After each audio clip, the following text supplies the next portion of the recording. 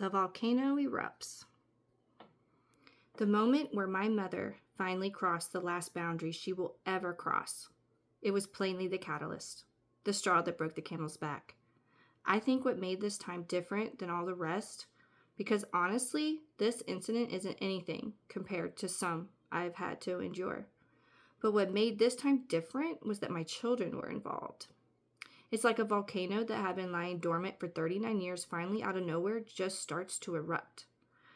I had to say goodbye to a best friend of 21 years just a couple of years ago.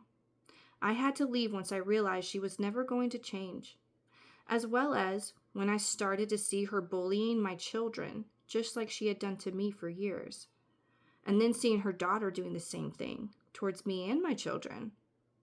I had to let Mama Bear step in at that point.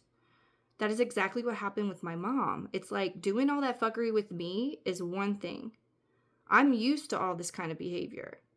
But when my children come into the picture, it's like a whole other me comes out. It's a whole nother ball game. Mama Bear, don't play. My grandmother has chosen her side in all of this, which has been making this whole situation so much worse for me. My mother is projecting it all onto her. She even has my grandma lying to me. My grandma lied to me. I don't know if my mom made her lie to me, but she lied to me. The day that made me see my mom for who she truly is, my grandmother had come up to me when Mom's friend and herself pulled up to the house, and she whispered to me, "What is this guy doing here? I never said he could come. This is so frustrating." I said, "Don't show her that it frustrates you, because that is what she wants." She never even asked my grandma if he could join us, and it's her house. Now she has my grandma literally texting me, trying to gaslight me, saying it was all her fault, and my mom had asked her, and she had said yes. Lies. This is a perfect example of how a narcissist will escape accountability however they can, even with lies. Did my mom ask me or my husband if it was okay if we wanted to hang out with a stranger in such an intimate setting?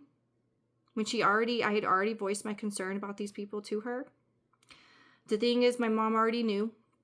She already knew how I felt. And I had an icky feeling the moment she told me about these new friends she had made that work at a gas station and needs rides home every day because they don't have a car right now. And my mom loves how this makes her look like a martyr.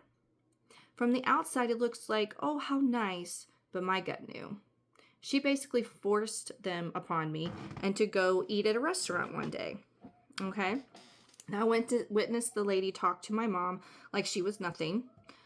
It reminded me of how I've heard men in the past talk to my mom, including my own father, talking to her like she was stupid, basically talking down to her. And so there's one thing. And then while we were at this restaurant, I had to bring my daughter to the restroom at one point. And when I came out, I looked where my baby was sitting and he wasn't there. And this man who I had just met was holding my baby at the exit of the restaurant. My heart literally fell. I couldn't believe my eyes. I'm shaking just thinking about it. I have no idea who this person is, and he's literally holding my baby like he's known us for years. It bothered me so much. Then, at this same lunch, I also noticed my mom was flirting with this guy. And his wife is literally right there. Now, no one else would have noticed, but I have seen it too many times not to know when my mother is flirting with somebody. Disgusting. I had never been more ready to leave a situation in my life. I never mentioned how pissed I was after that about him holding my baby or any of it. I just let it go like I always do, showing grace like I always do, giving these people the benefit of the doubt like I always do. She has put me through a lot of different situations like this with different kinds of people or men that she is dating, never ever listening when I voiced my concern. I stopped voicing my concern a long time ago. I learned very early on that my opinion does not matter to my mother whatsoever.